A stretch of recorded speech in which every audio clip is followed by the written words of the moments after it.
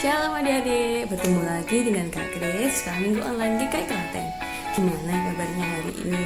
Semoga adik-adik masih semangat ya, walaupun sekolah minggu kita masih secara online. Adik-adik ingat nggak apa cerita yang Kak Grace bawakan minggu lalu? Iya, benar banget. Minggu lalu Kak Grace bercerita tentang perjalanan bangsa Israel setelah keluar dari Mesir, dan Tuhan menyertai mereka dalam bentuk tiang awan dan tiang api. Cerita hari ini masih melanjutkan cerita minggu lalu. Adik-adik udah siap belum mendengarkan ceritanya? Keluaran pasal 14 ayat 15 sampai ayat 31. Yuk, lihat video berikut ini ya. Menyeberangi laut Teberau. Berfirmanlah Tuhan kepada Musa, "Mengapakah engkau berseru-seru demikian kepadaku? Katakanlah kepada orang Israel supaya mereka berangkat. Dan engkau angkatlah tongkatmu dan ulurkanlah tanganmu ke atas laut dan belahlah airnya, sehingga orang Israel akan berjalan dari tengah-tengah laut di tempat kering. Tetapi sungguh aku akan mengeraskan hati orang Mesir, sehingga mereka menyusul orang Israel, dan terhadap Firaun dan seluruh pasukannya aku akan menyatakan kemuliaanku. Maka orang Mesir akan mengetahui bahwa akulah Tuhan, apabila aku memperlihatkan kemuliaanku terhadap Firaun, keretanya dan orangnya yang berkuda." Kemudian bergeraklah malaikat Allah yang tadinya berjalan di depan tentara Israel, lalu berjalan di belakang mereka, dan tiang awan itu bergerak dari depan mereka, lalu berdiri di belakang mereka. Demikianlah tiang itu berdiri di antara tentara orang Mesir dan tentara orang Israel. Dan oleh karena awan itu menimbulkan kegelapan, maka malam itu lewat, sehingga yang satu tidak dapat mendekati yang lain semalam-malaman itu. Lalu Musa mengulurkan tangannya ke atas laut, dan semalam-malaman itu Tuhan menguakkan air laut dengan perantaraan angin timur yang keras, membuat laut itu menjadi tanah kering. Maka terbelahlah air itu. Demikianlah orang Israel berjalan dari tengah-tengah laut di tempat kering, sedang di kiri dan kanan mereka air itu sebagai tembok bagi mereka. Orang Mesir mengejar dan menyusul mereka, segala kuda Firaun, keretanya, dan orangnya yang berkuda, sampai ke tengah-tengah laut. Dan pada waktu jaga pagi, Tuhan yang di dalam tiang api dan awan itu memandang kepada tentara orang Mesir, lalu dikacaukannya tentara orang Mesir itu. Ia membuat roda keretanya berjalan miring dan maju dengan berat, sehingga orang Mesir berkata, "Marilah kita lari meninggalkan orang Israel, sebab Tuhanlah yang berperang untuk mereka melawan Mesir." Berfirmanlah Tuhan kepada Musa, "Ulurkanlah tanganmu ke atas laut, supaya air berbalik meliputi orang Mesir, meliputi kereta mereka dan orang mereka yang berkuda."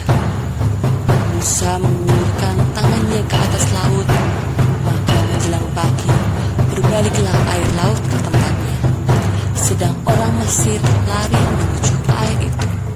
Demikianlah Tuhan mencampakkan orang Mesir ke tengah-tengah laut. Berbaliklah segala air itu lalu menutupi kereta dan orang berkuda dari seluruh pasukan Firaun yang telah menyusul orang Israel itu ke laut. Seorang pun tidak ada yang tinggal dari mereka. Tetapi orang Israel berjalan di tempat kering dari tengah-tengah laut, sedang di kiri dan di kanan mereka air itu sebagai tembok bagi mereka. Demikianlah pada hari itu Tuhan menyelamatkan orang Israel dari tangan orang Mesir, dan orang Israel melihat orang Mesir mati terhantar di pantai laut. Ketika dilihat oleh orang Israel betapa besarnya perbuatan yang dilakukan Tuhan terhadap orang Mesir, maka takutlah bangsa itu kepada Tuhan, dan mereka percaya kepada Tuhan dan kepada Musa hambanya itu. Dari perikop tadi diceritakan bahwa setelah bangsa Israel berhasil keluar dari Mesir, tiba-tiba Firaun berubah pikiran. Raja Firaun kecewa, kenapa sih harus membebaskan bangsa Israel? Padahal tenaga-tenaga bangsa Israel ini mereka butuhkan untuk pembangunan di bangsa Mesir.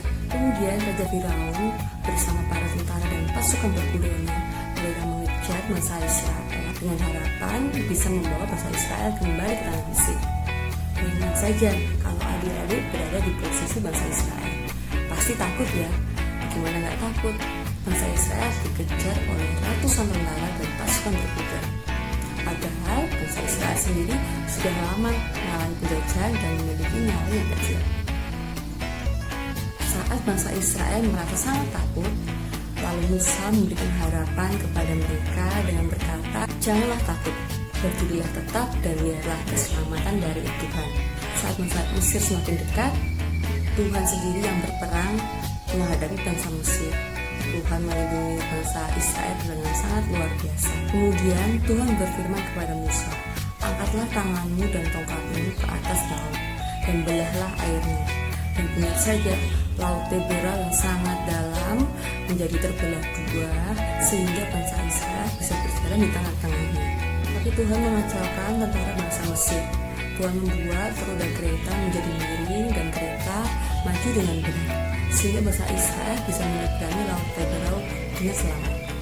Lalu Tuhan meminta kepada Musa untuk mengangkat lagi tongkat dan tangannya ke atas laut sehingga membuat air laut Tebera kembali menyatu. Lalu Tuhan kembali lagi menunjukkan kemuliaan dan kebesarannya. Tuhan meminta kepada Musa untuk mengangkat tongkat dan tangannya ke atas laut. Air laut Tebera yang awalnya terbelah menjadi dua kembali menyatu, sehingga para tentara Mesir yang berada di tengah laut semua mati terbelah. Tuhan menunjukkan penyertaan yang luar biasa kepada bangsa Israel.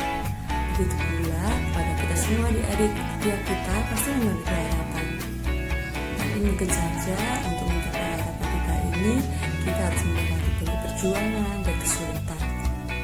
Jangan biarkan setiap kesulitan yang kita hadapi membuat kita menyerah lalu putus asa adik-adik. Percayalah, Tuhan tidak pernah meninggalkan kita. Kita terus beri contoh. Bisa saat dewasa nanti adik-adik punya cita-cita yang tinggi, jangan menyerah adik-adik, terus berusaha untuk mendapatkan keinginan adik-adik tersebut. Mungkin saja di pertengahan jalan banyak kesulitan yang akan adik-adik hadapi, banyak ujian yang harus dilewati, ada juga biaya yang tidak murah.